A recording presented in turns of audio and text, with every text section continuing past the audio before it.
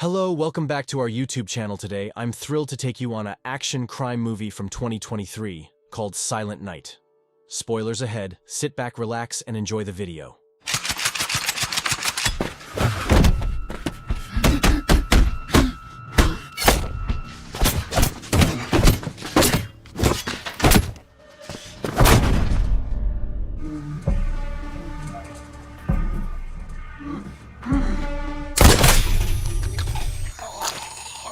The movie opens up to a scene where a man whose name is Brian is running and chasing a group of cartel members who are shooting at each other. One of the bullets ricocheted and killed his only son. He is fueled by rage and anger on his face. Meanwhile, the gang members are causing chaos on the streets, shooting everywhere in hope of hitting the opposite cartel.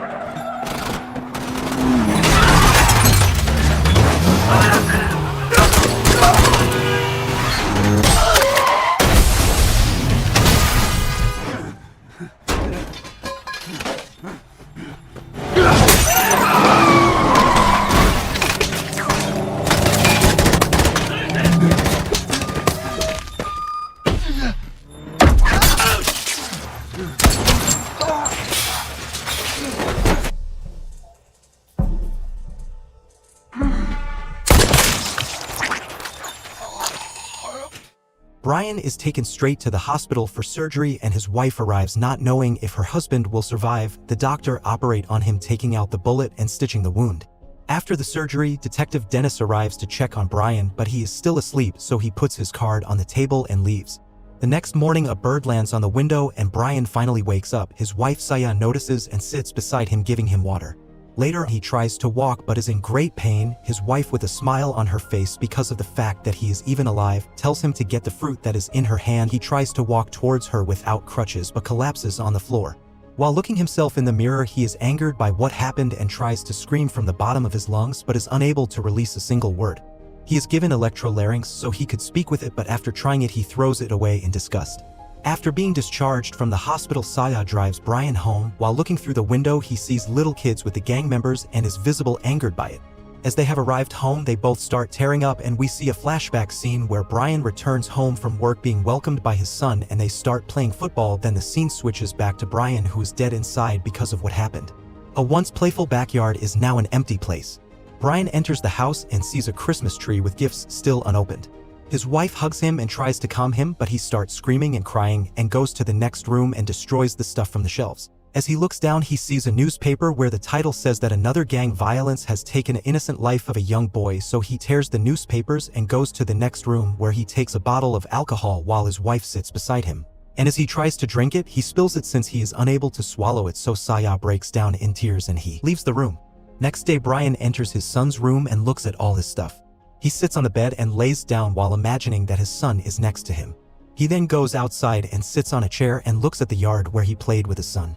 The moment everything went downhill started here. Brian was teaching his son to ride a bicycle when all of a sudden two cars speeding on the street. While the gangs were shooting everywhere, a bullet hits his son, which wounds him fatally. Sick of everything, Brian goes back and cleans his desk, planning to do something instead of just sitting around in grief. He finds the card of Detective Dennis and heads to his office. As he was alone in the room, he looks at the wanted poster and starts taking pictures of the gang members. After some time, he finds a picture of the man who shot him, so he takes a picture of him as well. Detective Dennis arrives at the door but notices Brian leaving in the elevator and exiting out of the station. Back home, Brian puts all the pictures of the gangs on the wall and connects them to the cartel boss Playa. He sets up in calendar that by December he has to finish them all, so the first thing he does is to make his own homemade gym so he can get in shape.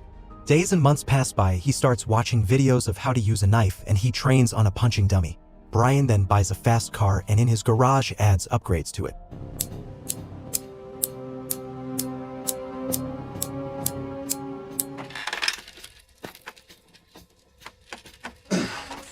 Cut here.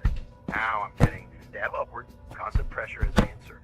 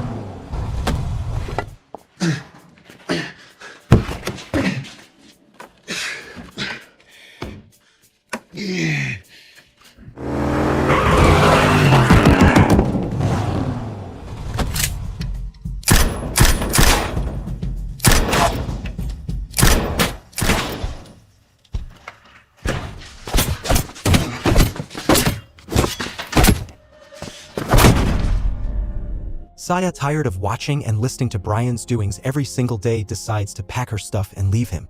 More days pass and he finds the cartel's hideout. He takes photos of everyone in the building and finds the boss with his girlfriend. One of the gang members leaves the building, so he decides to pick him as the first target in the upcoming days. Brian has reached his potential in strength, driving, and finally in shooting, which only means that he is ready for the hunt. One day, leaving out of the store, he stumbles upon a boy who looks identical to his son, so he hugs him, but the boy's mother comes picking him up and leaving. As he was about to get in his car, he sees the cartel's boss with kids around him, so Brian pulls out a knife but resists doing anything because of the kids that are surrounding him. Furious after what he saw, he trains again and makes himself ready for the first target.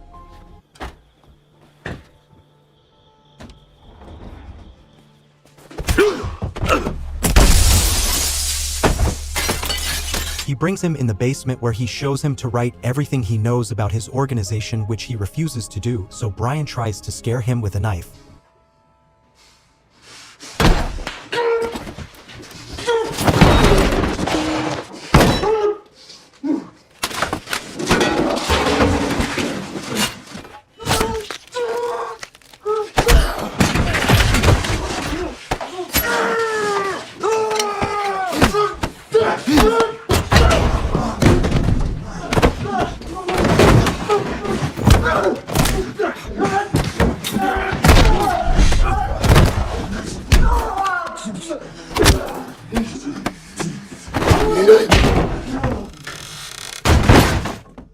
Next day, he puts on his body armor, his suit, and the rest of the equipment.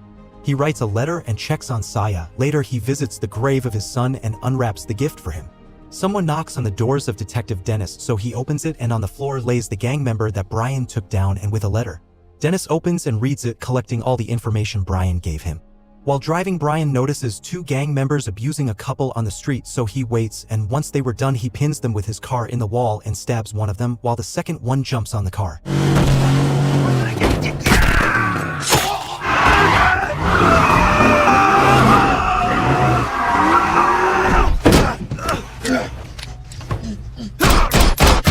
This is Brian's first ever kill, so he doesn't feel good and vomits.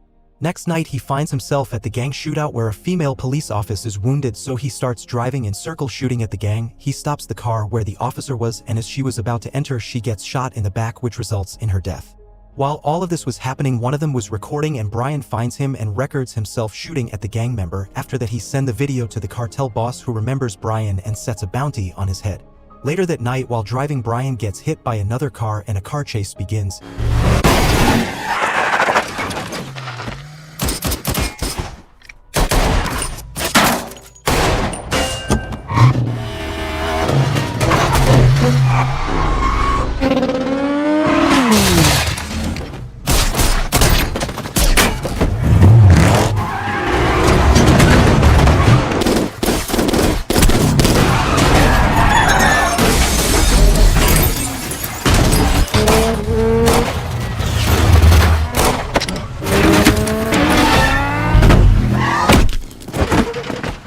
Brian takes the bike and drives off to their hideout. Just as the rest of cars were driving inside, he slips in with the bike falling down and shooting them. As the gas was leaking from the bike, he takes a shotgun and shoots it, causing explosion, which ignites some of them on fire. Brian jumps on the car, shooting them and going up the stairs afterwards.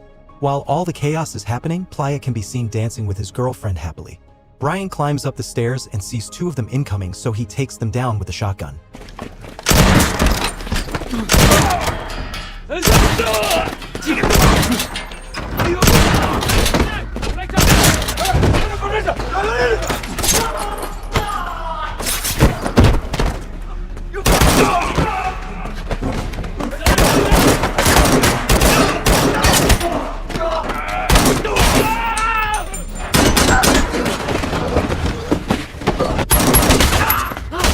Finally reaching the top, he sets a trap using his homemade bomb to the entrance of the top floor. As he was walking towards, he gets pushed into a room by the cartel leader. They start fighting and the leader is beating Brian pretty badly.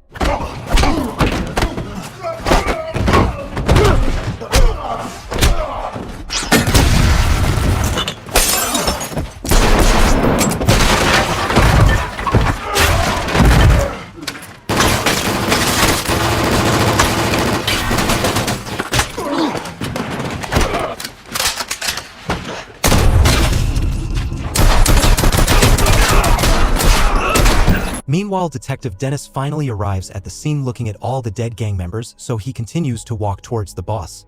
More goons arrive, but Dennis shoots them all. And right after that, Brian and Dennis meet face to face, so they head forward to the boss's room, but someone shoots at them, so they take cover.